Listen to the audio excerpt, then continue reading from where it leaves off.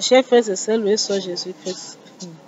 Il y a un fait de société qui vient aussi de se passer. Un jeune homme qui demandait conseil. Il y a un fait de société qui s'est passé du côté de Yaoundé, Cameroun. L'affaire des revenants qui revient. Comme les gens ne veulent pas comprendre que la fornication c'est un péché très grave qui ouvre beaucoup de portes à Satan dans la vie. Je crois que je reviendrai vraiment dessus.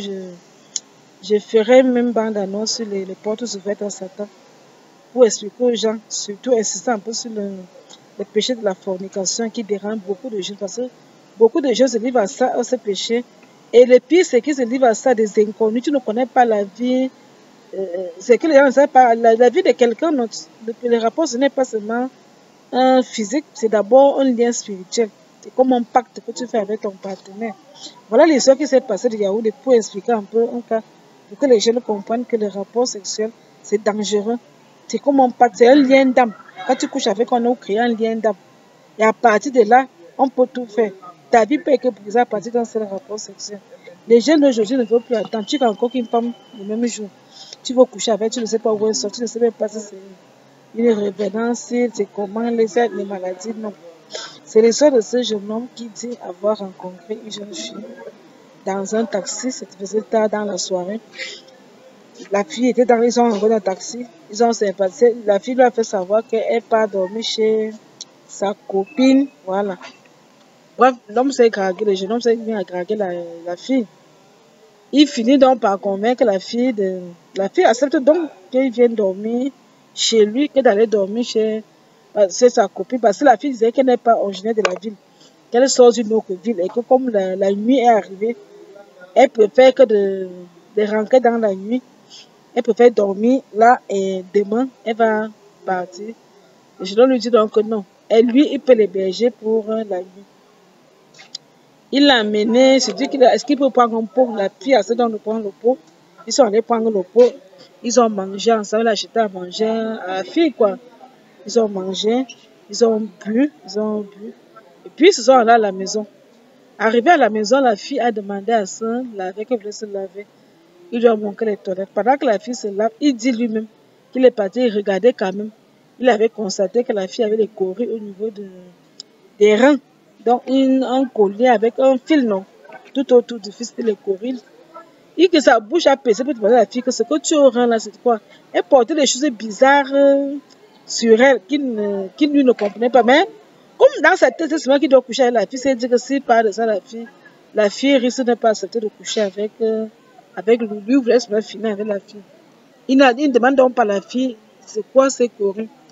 Finalement, il convainc la fille couche ensemble. Donc toute la nuit, ils ont fait l'amour toute la nuit, plusieurs fois, ils ont fait l'amour. À 5 heures du matin, il était fatigué. Il s'est endormi et il dit qu'il s'est réveillé.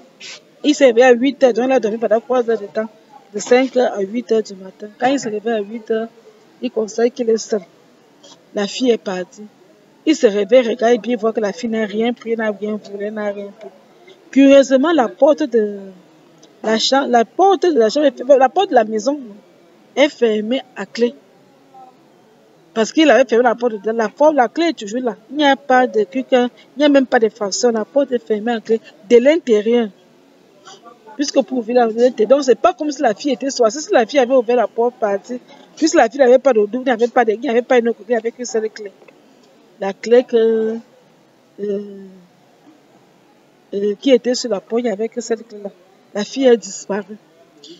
Il dit donc qu'il avait pas cherché, il n'a pas vu la fille. Et personne, quand on a demandé aux voisins si quelqu'un avait vu la fille, personne, même dans le quartier, personne n'avait vu la fille. Donc, elle a mystérieusement disparu.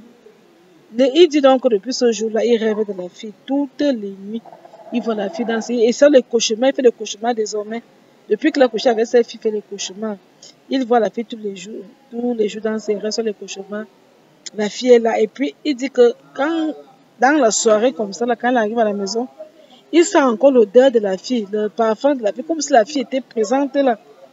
Il a même pu laver les draps de la maison, nettoyer, comme c'est. Il a tout lavé, tous les draps, fait les ménages, non. Mais chaque soir, l'odeur de la fille. Il se sent oppressé.